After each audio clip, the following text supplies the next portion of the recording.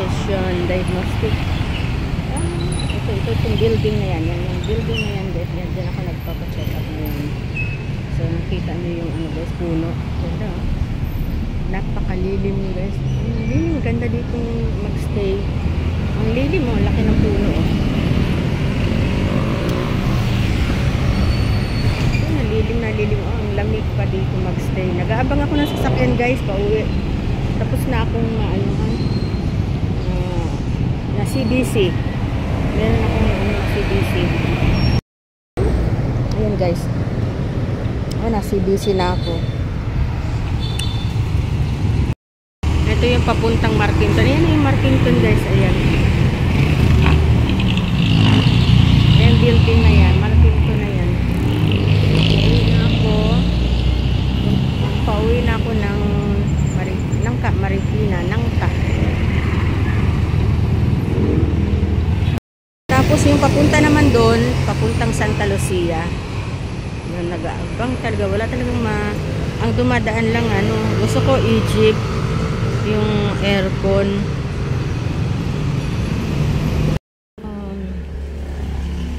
Okay, hindi naman update ko po sa isang araw na ito. Nagpunta na naman ulit ako sa doktor kanina. Puro laboratory guys, yung pinapagawa ng doktor, laboratory. Tapos bukas makukuha yung result. Nag CBC ako. Tapos yung phlegm, yun chinek up din kasi nakita dun sa may nakitang nga hindi sila sure kung ano yun. Parang mayroong scar na dito sa right lungs ko. Hindi ko wala naman akong masyadong nararamdaman. Basta nagpa-check up lang naman ako. Nagpa-check up ako para akong buhin, gano'n. Ang sabi daw, baka daw may history ako ng tuberculosis. Oo, meron ako noon pa, way back 2000 yata yun. 2000 yun guys. Yan yung pagkakamali ko nung habang nagtuturo ako noon. Habang inubo ako na parang yung pag ako nagkasakit, nagpapacheck up agad ako guys. Kaya lang itong doktor na naanuhan namin, parang siguro hindi ako hiyang sa mga gamot na binibigay niya. So siyempre 'di ba pag unang punta mo doon, isang araw pa lang akong inuubo, magpapacheck up na agad ako. So nagpa-check up ako sa kanya guys. Siyempre niresetahan niya ako ng for 1 week, 'di ba? For 1 week. Ininom ko yung gamot. Tapos pakiramdam ko parang hindi ako gumagaling. So bumalik uli ako sa kanya. Pangalawang linggo na naman yun, binago niya yung gamot. Pangalawang linggo na yon. Tapos hindi pa rin. Sabi ko, bakit ganun? Nagtataka na yung doktor. Bakit hindi niya hindi gumagaling yung ubo ko. Tapos para ako hinihika na. Tapos binago na naman niya yung gamot guys. Hindi, pangatlong linggo na. Yun na yun, pangatlong linggo na, hindi pa. So ang ginawa nung pangatlong linggo na, hindi pa rin, parang pakiramdam ko parang there's something wrong na. Yun na yun, nagkaroon ako ng mild na tuberculosis. Hindi siya yung malala, yung mild lang, yung parang papunta na talaga dun sa yung malala, severe na talaga. Nung pang-apat na linggo guys, nag-iba kami ng doktor. Isang araw lang yun. Pinakiramdaman ko, kesyo may asthma daw ako. So ang nangyari, niresitahan ako nung yung spray, hindi spray, yung para sa asthmatic, yung yung lalanghapin ba tawag doon, nakalimutan ko na kasi matagal na akong hindi gumagamit yun guys. Ang tagal na. That was 2000. Anong year na tayo ngayon? So, hindi pa rin. So hanggang sa talagang sabi ko, nag-decide na ako na magpa-check up, magpa-confine na talaga ako. Nagpa-confine ako sa isang hospital dito sa Marikina. Inano niya ako, parang in-isolate niya ako sa isang room. Ako lang mag-isa sa room. Tapos parang hindi siya room guys. Parang, tapos glass siya. Nakikita ko yung mga tao na dumadaan. Ganun, glass siya. Hindi hindi siya room talaga. Nagtataka lang ako bakit ako in-isolate. So walang sinabi ang doktor sa akin na ano, TB na ba, kasi in-x-ray niya ako, wala naman. Wala siyang sinasabi na may tama yung baga ko. Wala siyang sinabi. So naka-ano kami doon, naka 4 days kami doon. Pero meron ako doon, hindi ako namumblema sa gastusin kasi may health card ako. So 4 days, nung 4 days ako, sabi, lalabas na kami doon kasi parang parang lumalaki na yung yung gastusin ba, baka mamaya magdadag, kasi ilang beses na ako nagpa-check up. So pabawas yung yung amount na pwede lang sa may health card na ganito lang. Madami na akong check up, so pabawas yan. So, konti na lang ang pag tumagal pa kami sa hospital, lalong lalaki yung mga excess kami magbabayad. Ayoko na nun kasi wala kaming ganun. Tapos pinalabas niya ako, guys. Pinalabas ko ng doktor 4 days. Tapos diristahan uli niya ako yung sa asthma, yung inhale. Mas lalong hindi na ako makahinga. Iba na ang pakiramdam ko. Nilalagnat pa ako. Ba't ganun? Pinalabas ako na hindi ako magaling. Ganun na pinalabas ako ng doktor na hindi ako nag-discharge kami na hindi pa ako magaling. Pinayagan na kami. Sa bahay na lang daw kami maggamutan. Ganun. So wala siyang sinabi na wala talaga, panatag ang loob namin na okay ako, baka asthma lang o baka asthma attack lang ako. Hindi. So ang ginawa, iba na pakiramdam ko, parang nangangapos na ang paghinga ko. So nagpunta kami uli sa ibang doktor sa Quezon City.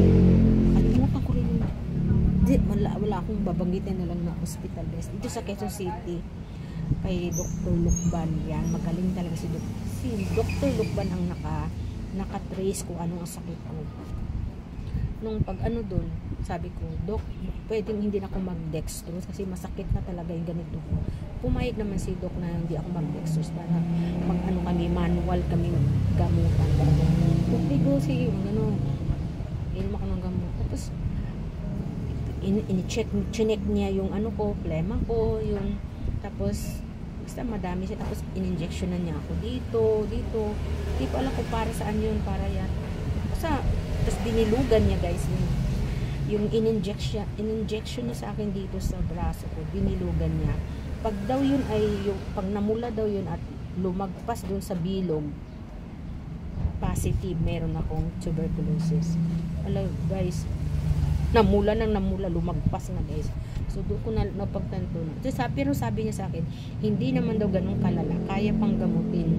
So naggamutan kami ng 6 months. So parang may TB. Yung gamot na pinainom sa akin para na rin daw yun sa TB. Pero hindi naman daw ganun kalala na sobrang Doon ako gumaling, guys, in asthma. Yung sa akin, asthmatic bronchitis ang niya sa akin.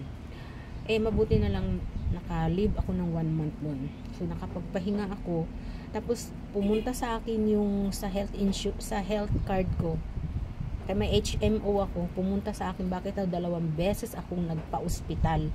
Sinabi ko, doon sa unang ospital, hindi ako gumaling. Pinalabas ako na hindi ako gumaling. Ganun. Dito ako gumaling. Pag uwi ko ng bahay, wala akong ginastos, guys. Ni singkong duling, wala akong ginastos. Kasi covered ng health card ko. Bubuti na lang meron akong health card nung araw na yun, nung mga panahon na yun. Sa bagay, yung card na yun bago ko pa lang yun kasi 1998 ko yun 1998 ko yun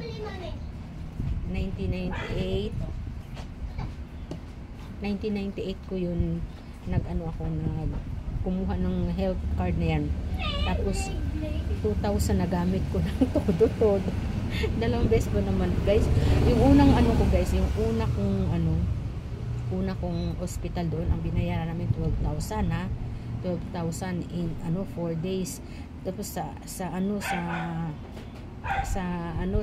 isang hospital 2 days lang ako doon.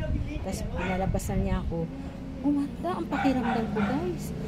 Nawala yung ko, pero tuloy-tuloy yung aking pagpapaano tawag doon, limutan ko na naman, meron akong ganun, bumili ako nun para sa asthma, yung ano ba yun, nasa doon ng dila ko, hindi ko mas banggit guys, meron ako hanggang ngayon. Yun ang ginagamit ko, pausok ganun, pausok ako, maganda pa. Tapos inano niya sa akin, hindi na niya ako binigyan ng ng reseta na yung tawag doon, yung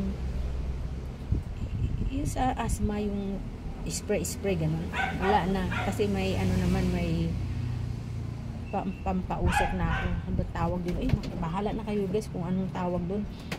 Alam niyo yun. Ako talaga nakakalimot na. Ganito na daw talaga pag matanda na. Makakalimutin na. May mga time na nakakalimutan ko. May time na bigla na lang kung maalala. Ganun. Kasi hindi ko na siya nakakasanayang banggitin ba. Ganun. Yun na ngayon nakita na may scar. Pero ngayon guys, ang pakiramdam mo ngayon, okay ako. Yung pag umubo ako, lumalabas agad yung plema, pero puti naman yung plema, tsaka konti lang yung yung plemang lumalabas. Magagano lang ko, lumalabas na siya kasi may maganda yung gamot na binigay sa akin ni doktora. Batang doktor, pero ang galing niya. Hindi niya ako binigyan ng antibiotics, hindi naman ako nilalagnat. Ibig sabihin, wala akong infection. Hindi mo ako nilalagnat. Pero until now, masakit pa rin yung lalamunan ko. Pero unti-unting nababawasan yung sakit ng yung sore throat. Konting sore throat. Kasi nag-gurgle ako ng Bactidol. Tapos, nag-spray ako twice a day ng Camilosan. Tapos aside from sa gamot sa ubo, binigyan na akong gamot sa ubo. Naka-take na ako kagabi, nag-start ako kagabi mag-take ng gamot sa ubo, and then kaninang umaga, and then ngayong lunch, then mamaya. Tapos mamaya yung antihistamine. Nagbinigay din sa akin ang antihistamine, ang mahal ng antihistamine niya. Baka daw viral, baka daw viral. Sakit ko lang ba? Wala, mas maganda rin talagang makita. Tapos inano pa nga niya ako guys, i-CT scan daw ako kung baka daw naging active na naman daw yung tuberculosis sa akin. Sabi ko, di naman ganun, wala naman akong nararamdaman na ganun, na parang nagpa-check up lang naman ako ng may ubo ako, tsaka tonsillitis ko. Gusto ko lang may mainom na gamot. Hindi ko naman ini-expect na maiisip ng doktor na baka daw nag-active na naman daw yung aking yung TB nga, yung tuberculosis. Sabi ko, naman, wala naman ako hindi ko rin alam so why not? Wala din naman akong babayaran dahil meron naman akong health card ngayon guys. Napakinabangan ko din yung health card ko ngayong Fortune Life. After 4 years ngayon lang ako nagpa-check up. Pangalawa na pala to ngayon. Yung unang check up ko, hindi gumastos ako ng 1,000 plus, pero na refund ko 600 lang. 400 lang guys. 400 lang yung na-refund ko dun sa una kong pa-check up dun sa Bohol pa ako. Pero ngayon, ang dami kong check up ngayon guys. Wala akong binayaran kahit isa. Saya-saya.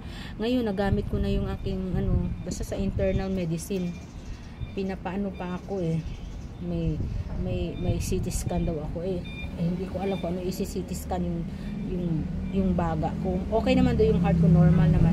Tsaka yung dun sa dun sa aking x-ray, sabi niya normal naman, kaya lang wala naman daw masyadong baka lang daw dahil sa ubo ko kaya ganun. Pero nagtataka daw sila bakit may parang scar, ganun. Yan ang gusto nilang makita sa CT scan, kasi sa CT scan to talaga doon makikita talaga yung malinaw kung ano yun. Baka peklat lang yun, gusto nilang active. Kung mag-active ako, di nilalagnat na ako. Wala naman akong infection, wala naman akong lagnat. Okay ako ngayon, okay pakiramdam ko kaysa pangatlong araw na ngayon, kaysa nung unang araw. Hindi ako okay noon. pag umubo ako, sakit ng likod ko, pag may sumasakit dito sa likod. Ngayon, wala na, okay na ako.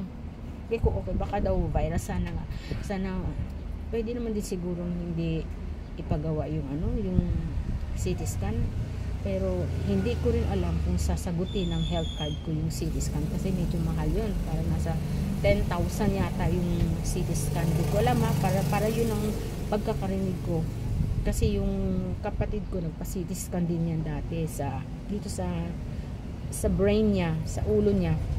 Meron siyang brain tumor yung kapatid ko, so nagpa-CT scan siya, parang very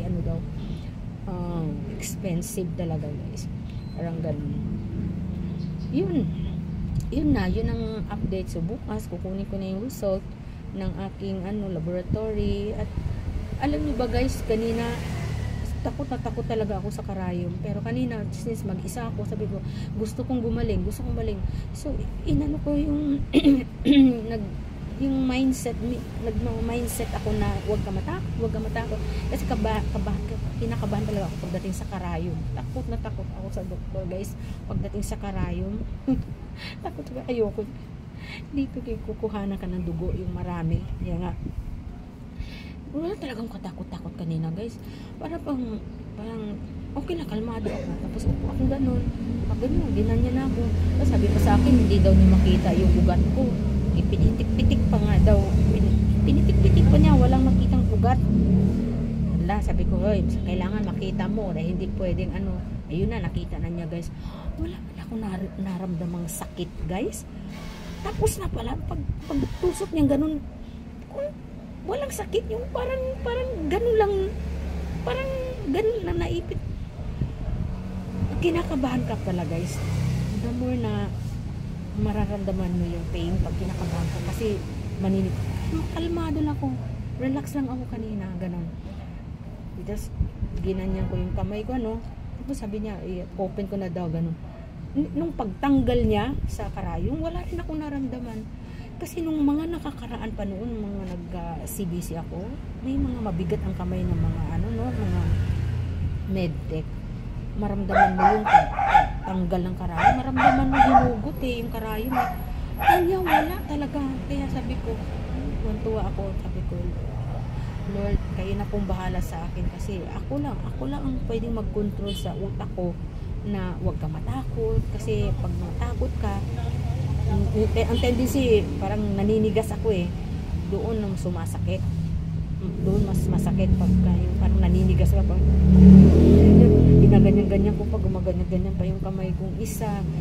Minsan nakahawak pa ako sa kamay ng medtech na binisil-pisil ko para lang pampatanggal ng kababa. Pero ngayon, relax lang ako, ganyan lang ako, relax. So yun lang. So ngayon, ko pang-4 na araw ko na bukas pabalik-balik sa doktor guys. Ay, sarado na naman yung tindahan ko ng update, kasi alauna yung yung result makukuha alauna. So mga 12 alis na ako dito, di sarado na naman yung tindahan ko ng kalating araw. Alauna kukuha yung result, tapos magpapa-approve na naman, kasi babasahin ng doktor yung result at magpapa-approve na naman, tatawagan na naman yung health card ko, tapos pipila na naman, dami-dami na naman. Sigurado alas 4, alas 5 yan, ganyan ang uwi natin bukas. Kaya tiis lang, kasi after tomorrow baka dito na ako sa bahay, stay na ako. Saka na muna yung yung pag okay yung CBC ko, okay. Pag hindi okay, itutuloy ang CT scan. Ngayon, di ko lang alam kung i-cover ng Fortune Life ang CT scan. Yun lang. So, yun lang guys. Thank you so much sa pakikinig sa mahaba kong kwento. Yun lang, update natin guys. Sana pray for us. Pray for me guys, na sana maging negative ang bukas ang result. Yan. Thank you so much. God bless.